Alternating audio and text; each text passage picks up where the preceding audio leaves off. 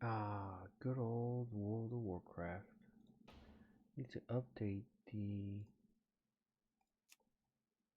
PvP stuff on my warrior real quick since I was a little under geared the first time around. But now I'll talk a little bit about the talents I have, the gear that I've obtained slowly, trinkets, which I'm not able to set myself up yet. This is just the gear that I've been able to upgrade from 420. Since week one, I haven't been able to replace this, which is not problematic, but it is a little annoying. I did do World Boss every time I had the chance. All the new caches from Pandaria and Oldham Assaults, the new Emissary caches, everything I could do to obviously gain gear. So I'm up 20 something, 24 item levels since last time. Uh, it's what works for me. It's what I have fun playing with. And for arms, the ability right here gives me a little bit of sustain. Now, I've done arena with other of my characters, and I've noticed that I could get some really good trinkets that can boost my, if you want to call it, victory rush spam or victory rush health abuse or healing, self healing that in Arms Warrior has. As far as the sudden death, fervor, second wing, cleave, avatar, and ravager, I can maybe start with the ravager and explain to why. So it's a psychological factor. Dropping ravager on top of someone or a group of people will give them that idea of, oh no, I gotta move, or oh god, this is not good, or what is this? Because I'm sure not a lot of warriors have been able to use or properly get used to it or properly use. But as you see, it's a very good burst. Reason being is dead wound stat, which is your mastery. On top of that, cleave, again adding more to dead wounds, bleed. So dead wounds on a warrior or bleeds on a warrior, I thought was the way to go, and that comes from a very World of Warcraft classic transition into Burning Crusade arena. And I've always loved Rend, but I've always loved my stances, which I don't no longer have. But before we get sidetracked, let's just continue with the PvP talent choices. Avatar, PvP wise, my focus, even in raid, I can see Avatar have a use. Nyalotha, I don't think there are too many instances where I could get rooted. More so like stunned or cheap shotted by the little sneaky rogues or pushed back by some trash, but no, nothing really decisive about removing a root to either continue your DPS or survive in whatever situation.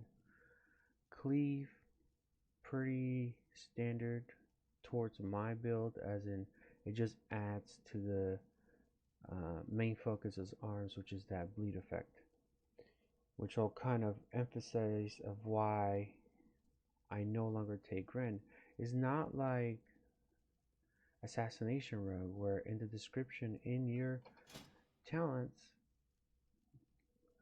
there's an added effect of bleeds damage increasing. So Crimson Tempest, for example, on a rogue, dropping 5-6 combo points. If you have a high mastery, then you're doing more damage on that. As far as Rend, I don't think Rend benefits from mastery, but I could be wrong. See, it doesn't. it doesn't. And I really like the initial damage of Ren, because in the beginning when you're doing so little DPS, you're doing 12, 15, 17,000 burst.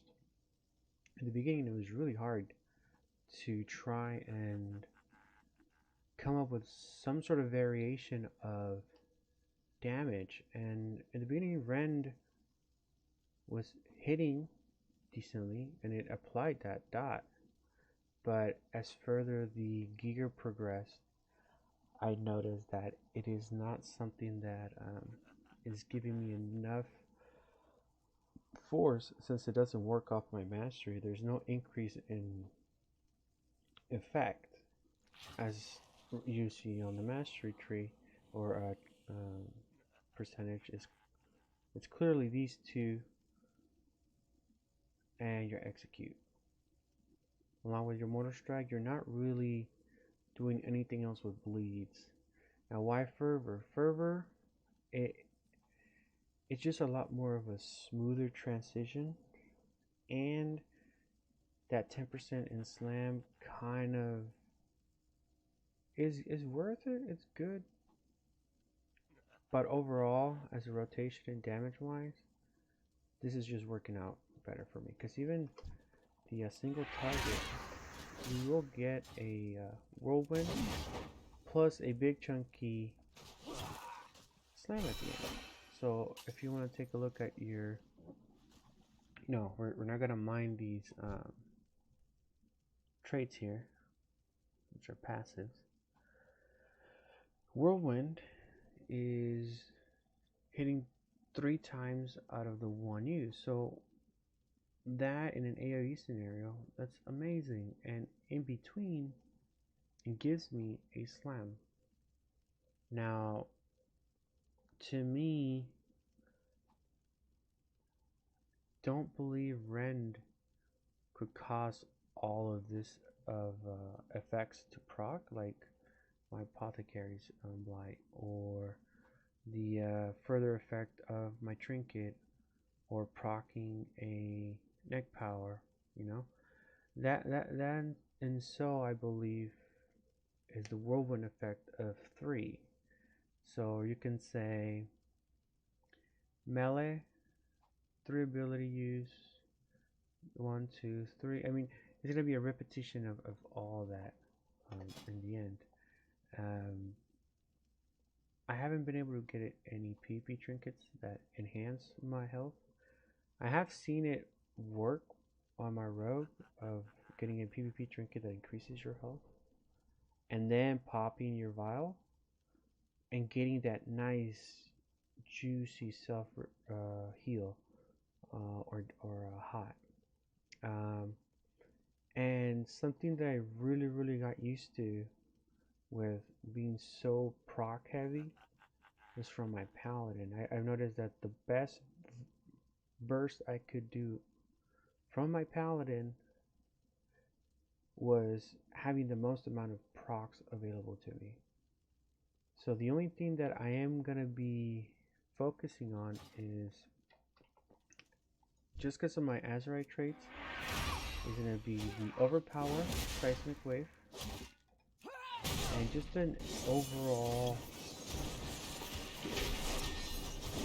really, like, I won't say consistency, but it's very bursty, and trying to maintain on that single target, you know, between that 30 to 40, I think is a really good single target pressure for any class. Kind of fight between those numbers is going to be ideal for you to put pressure on a healer, put pressure on anybody to drop some defensives, put pressure on, you know, the opposing faction, which is in this case the Alliance. That's mainly everything I kind of build around in PvP, towards that idea of putting the most pressure onto an individual or a group, and then transition that to raiding. But that's probably going to be a different video on its own. I hope this helped anybody with an idea that Arms Warriors isn't really at the bottom of the bucket. They do suffer from self-sustain, but there are ways around any PvP situation for you to figure out some sort of trait system on your own, picking trinkets, picking styles of when to use fears, when to take stuns, when to, you know, make your character work for you. I hope this video helped some people, and see you next time.